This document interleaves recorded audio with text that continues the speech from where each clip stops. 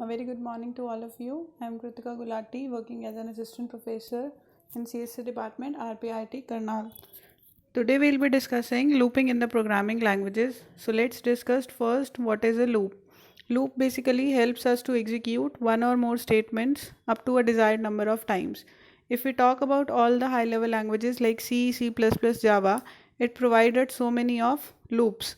So let's discuss in this video. There are three types of loops. The first is while loop, then we have do while loop, and then there is a for loop. We'll be discussing the syntax as well as the flow diagram of all these three loops.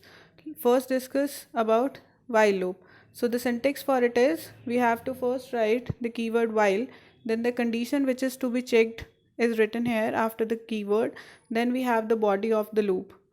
And if we talk about the flow diagram, here it is explained like we have to first check the condition. If it is true only, then only it will move to the block where the body of the loop is written, and if it is false, then it will simply move out of the loop.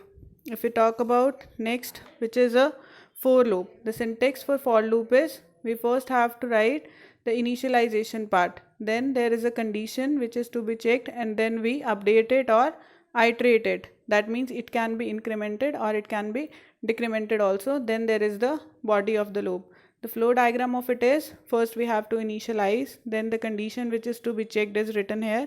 If it is true, then it will move to the body, then we iterate it, and finally it's done.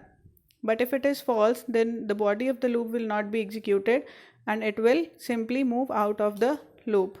Next comes our do while loop. The difference between while and do while is, while loop first checks the condition and then the body of the loop is executed. But it's different in the case of do while. We have to first write do, that means it's a keyword, then the body of the loop is executed at least once. Without checking the condition, the body of the loop will be executed. Next, the condition will be checked out. So the flow chart of this is, there is a block which is to be implemented, which will implement without the condition checking. Then we need to check the condition. If it will be true, then it moves back to the body of the loop, and if it is false, then it will move out of it. Thank you so much.